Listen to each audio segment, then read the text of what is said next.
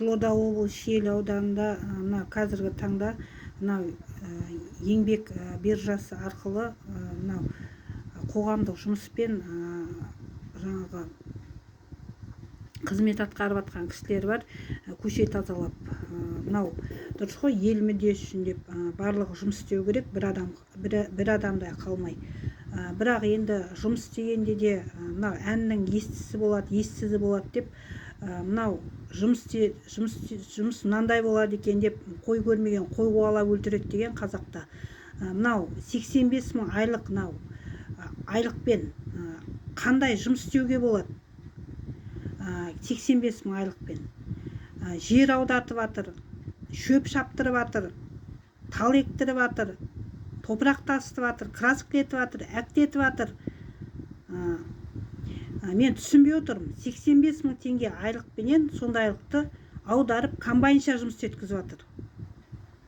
Енді оның өзі перечені орны болатын шығар ол жұмыс етудің де. Көшедегі сасылған қағаздарды, мусорларды тергізіп.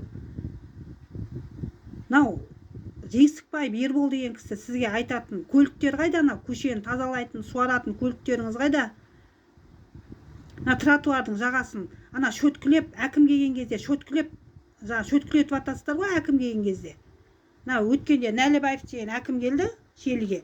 Сол кезде шөткі астында шөткісі бар, мәшинемен тазалатып аттыңыздар. Ал енді қазір күрекпен күретіп атсыздар тротуарды. Мен түсінбей отырмын. 85 мың теңге айлық аламыз. Ондай жұмысты жаңағы қалай істетіп отырсыздар? Әшейін теріп, тазалап, сыпырғанға мен төлеу керек деп ойлаймын. Өйткені себебі ол жаңағы күрекпен топырақ тасытып, тал ектіріп, шөп шаптырып, біреудің заборын краскілетіп, әктетіп. Оған ол татымайды, ол 85 мың теңге айлық. Сосын мынау инфляция бойынша 85 мыңға ешқандай бір мардымды тамақ жей алмайсың.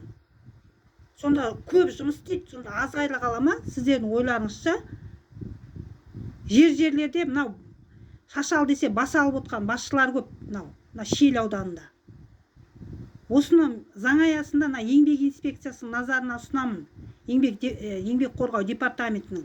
Осы тати ма? 85 мыңға краскілетеді, әктетеді. Мынау тротуарлардың бәрін күрекпенен топырағын алдырып, қаппен арқалатып тастат топырағын әйел кісілерге. Осы сол тати ма? Сол айлыққа. Отпуск алмайды, аванс алмайды. Сосын мынау бір жаққа сұранса, жаңағы 0,5-пен жазамыз деп, міне, осындай қылып отыр. Сол тати ма? Еңбек инспекциясының департаментінің назарына. Не деген сұмдық, не деген масқара бұл? Өзі айлығына қарай мөлшері болмай ма жұмыстың? Осы мәселені тексеріп, комиссия құрып қадағалауды сұраймын.